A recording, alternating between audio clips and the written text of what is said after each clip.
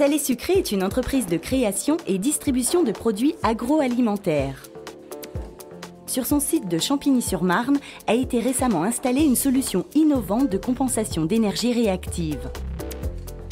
L'extension de la surface de stockage s'est en effet traduite par une forte augmentation des besoins en alimentation électrique. Comme plateforme logistique, nous utilisons et consommons beaucoup d'électricité. Donc nous avons fait une demande auprès d'EDF pour avoir une puissance suffisante. Nos besoins étaient d'environ 550 à 600 kVA d'électricité. Cette consommation trouve son origine dans les deux formes d'énergie électrique mises en jeu. La première est l'énergie active, qui est directement convertie en un autre type d'énergie, comme par exemple mécanique ou thermique. La seconde est l'énergie réactive, qui va servir de manière ponctuelle à l'alimentation de certains appareils comme les moteurs ou transformateurs. Cette dernière a un impact notable sur la facture d'électricité. Mon groupe de froid, il va consommer 1000 watts d'énergie active, mais il va avoir en plus besoin de 1000 watts d'énergie réactive. Et donc je vais être obligé d'acheter 2000 watts à EDF, alors qu'il va consommer lui réellement en moyenne dans l'année que 1200 watts. Mais le problème, c'est que je suis obligé d'acheter une plage à EDF très large pour couvrir l'ensemble des pointes d'appel d'énergie que je vais pouvoir avoir pendant tout le long de l'année. Pour couvrir ces pics de consommation, l'entreprise a mis en place une solution innovante. Sur ce schéma, le courant actif est en phase avec le réseau. Le courant réactif déphasé de 90 degrés. La composante des deux est le courant apparent, déphasé d'un angle phi.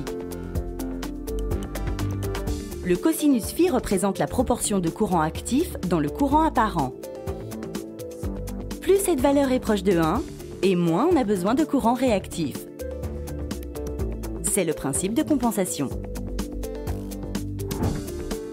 Pour mettre cette théorie en pratique, la solution consiste à produire l'énergie réactive directement sur site.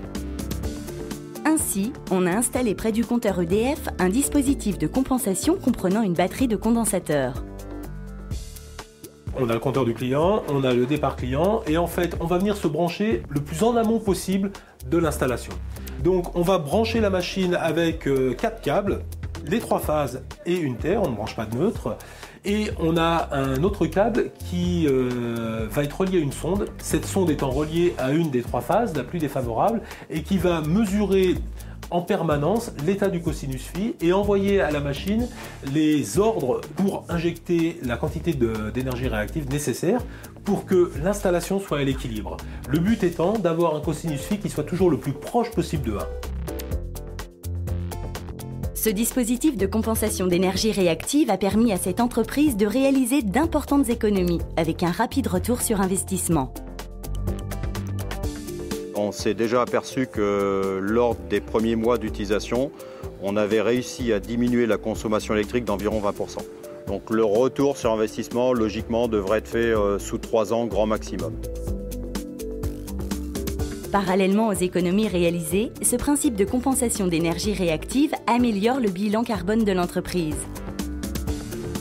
Voilà donc une solution qui s'inscrit pleinement dans la stratégie de développement durable initiée par le Grenelle de l'environnement.